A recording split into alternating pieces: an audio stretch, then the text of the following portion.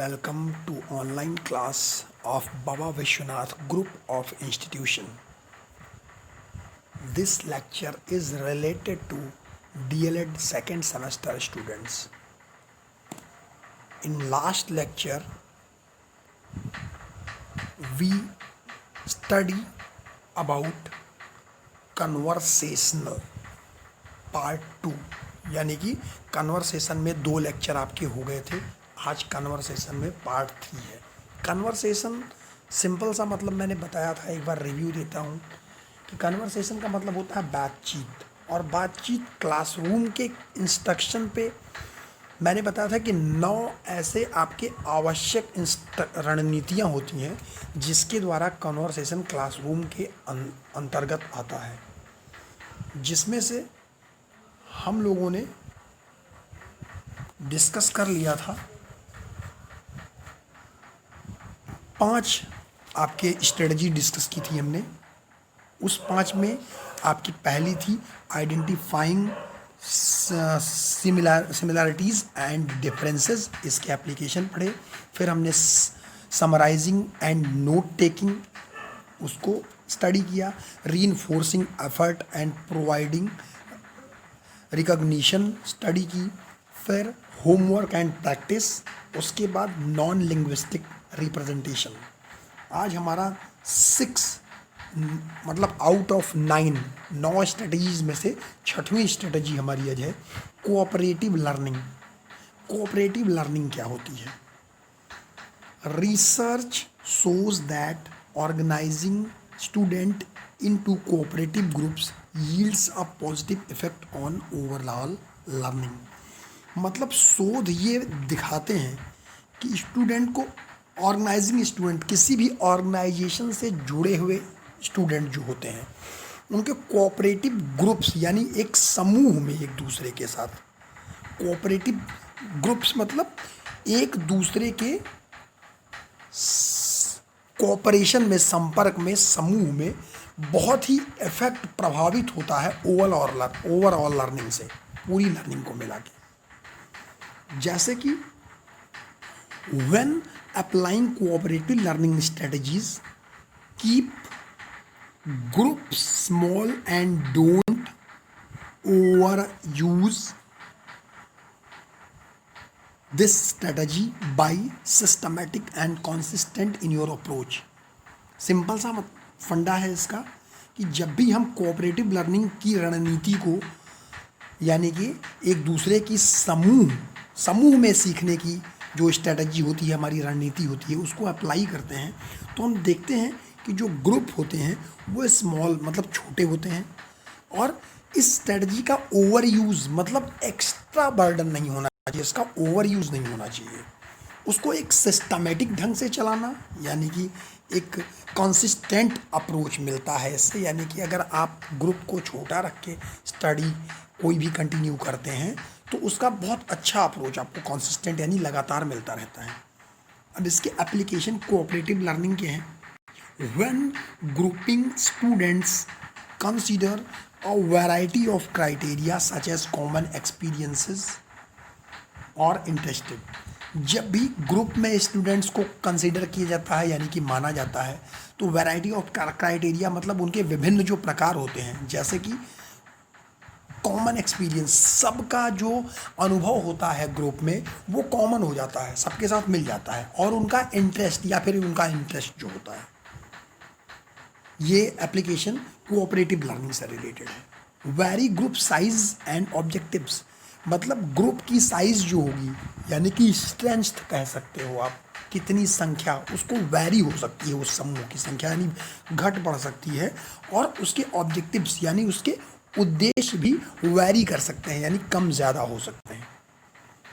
Next, designing group work around the core component and cooperative learning, positive interdependence, group processing, appropriate use of social skills, face-to-face interaction and individual and group accountability। That means design group work around the core component, यानी कि group को इस तरीके से उसका निर्माण करना कि कोऑपरेटिव लर्निंग के लिए जो कोऑपरेटिव लर्निंग हमारी होती है एक समूह के साथ में, वो सकारात्मक तरीके से और आंतरिक तौर पे, सकारात्मक तरीके से आंतरिक तौर पे पूरी तरीके से इंटरडिपेंडेंस रहे। अंदर मतलब जो सब ग्रुप का आंतरिक समूह होगा वो इंटरडिपेंडेंस रहेगा। ठीक है। ग्रुप प्रोसेसिंग, यानी कि ग्रुप में जो हम प्रोसेस करेंगे उसका यूज़ क्या होगा, सोशल हमारी टैली होती है या फेस टू फेस इंटरेक्शन जब एक दूसरे से होता है।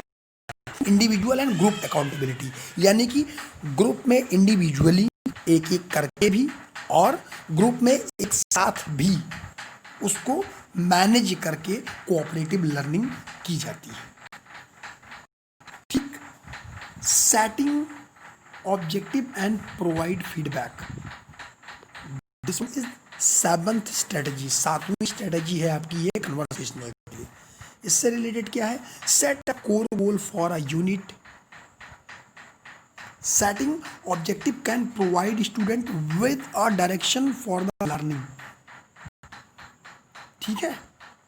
Goals should not be too specific, they should be easily and adaptable to student own objective, यानी कि setting objective and providing feedback, set उद्देश्य को तय करना और फीडबैक प्रदान करना, यानी कि उसका रिजल्ट क्या है उसको देना, ये एक स्ट्रेटजी होती है कन्वर्सेशनल की। सिंपल सा मतलब यही होता है कि अगर आप कोई भी स्टडी कर रहे हो किसी भी टाइप की किसी भी सब्जेक्ट के, तो उसका उद्देश्य तो सेट करना होगा, और उद्देश्य जब सेट होगा तो उससे हमें पता चलेगा कि हमें फीडबैक क्या मिल रहा है। तो इसको स्टूडेंट्स के ऊपर मतलब जिस दिशा में हम उसको सिखा रहे हैं वो स्पेसिफिक नहीं होना चाहिए। स्पेसिफिक मतलब ऐसा नहीं कि फिक्स ही वही हो, वो ऐसा होना चाहिए कि उसको आसानी से ग्रहण किया जा सके और वो स्टूडेंट का अपना खुद का उद्देश्य हो। ये होता है सेटिंग ऑब्जेक्टिव में। अब इसके एप्लीकेशन को देखते हैं।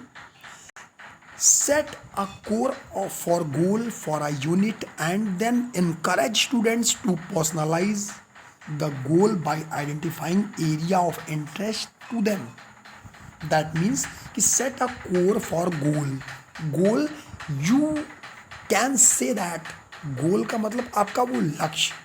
अगर आप सीख रहे हो तो कोई टारगेट, एक गोल लक्ष्य किया, जैसे किसी यूनिट के लिए हमने एक गोल तय किया, उसके बाद इन स्टूडेंट को इनकरेज करना होगा, उनके अंदर साहस बढ़ाना होगा कि वो अपने गोल को पर्सनलाइज करें, मतलब किस तरीके से उसको अचीव करेंगे वो, by identifying areas of interest to them. मतलब कि इंटरेस्ट जो एरिया होगा, जिस चीज़ में उनका इंटरेस्ट होगा एरिया में, उस इंटरेस्ट के हिसाब से, उस इंटरेस्ट की उनकी उस रुचि को पहचान के उनके गोल को पर्सनलाइज करना। यानी कि स्टूडेंट के अंदर आपको ये साहस भरना होगा कि ये आपका गोल है और इस तरीके से आपको इसको अचीव करना है, उसको पहचानिए और उसमें आपका इंटरेस्ट होना चाहिए। Next application, use contracts to outline the specific goals that student must attain and the grade they will receive if they meet those goals. That means कि जो स्पेसिफिक गोल होगा, जो हमारा डिसाइडेड गोल होगा, आउटलाइन करना मतलब उसको पॉइंट आउट करना, और स्टूडेंट को ये ज़रूर उसका अटेंशन होना चाहिए कि उसको मतलब ध्यान होना चाहिए कि उसको इस चीज़ को जो भी लर्निंग कर रहा है, वो अगर उसने कोई उद्देश्य बनाया है सीखने के लिए, तो उसको अगर अच्छा ग्रेड रिसीव करना है तो उसको अपने उस लक्ष्य से मिलना पड़ेगा। यानी कि जो हमारा, हम कोई स्टडी करें एक टारगेट बना के करें कोई भी चीज़, तो हमें अगर अच्छा ग्रेड चाहिए तो हमें उस गोल्स, अगर अच्छा ग्रेड हमें प्राप्त करना है तो हमें सीधी सी बात है, अच्छा ग्रेड मिलने के लिए आप अच्छे परसेंटेज से पास होना चाहोगे तो आप चाहोगे कि बेटर मेहनत करो और आपका टारगेट हो कि आपके चैप्टर, आपकी यूनिट्स क्लियर हो। तो ठीक उसी प्रकार ये स्पेसिफिक गोल आपका, जैसे कि अभी होगा कि आपका तो लक्ष्य यही होगा कि हमें अच्छे मार्क्स अचीव करने हैं। अच्छे मार्क्स कब अचीव कर पाओगे आप?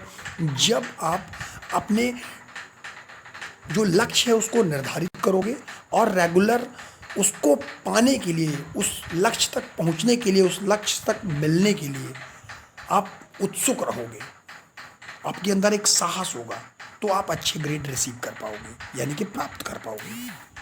ठीक है, नेक्स्ट लेक्चर में हमारे 2 और बचते हैं इसमें आपकी स्ट्रेटजीज़ में। उसके बाद ये स्ट्रेटजीज़ आपकी ख़त्म हो जाएंगी। फिर हम डिस्कस करेंगे सेल्फ इंट्रोडक्शन, यानी कि 8वीं स्ट्रेटजी हमारी जो होगी वो होगी जनरेटिंग एंड टेस्टिंग हाइपोथीसिस। फिर नेक्स्ट होगा cues, questions and advance organisers. ये 9 जो आपके कंप्लीट होंगे कन्वर्सेशनल स्ट्रेटजीज़ के इन क्लासरूम एरिया। उसके बाद सेल्फ इंट्रोडक्शन का एक लेक्चर होगा। Thank you so much. शायद अगर आपको प्रॉब्लम आ रही है इस लेक्चर में या इस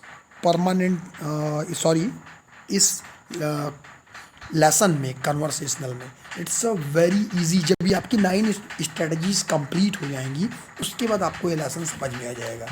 कुल मिला के ये जो रणनीतियाँ होती हैं, मतलब रणनीति का मतलब वो स्ट्रेटजी जो आप क्लासरूम में एक निर्देश के द्वारा प्राप्त करते हो, अपने संवाद जब करते हो तो।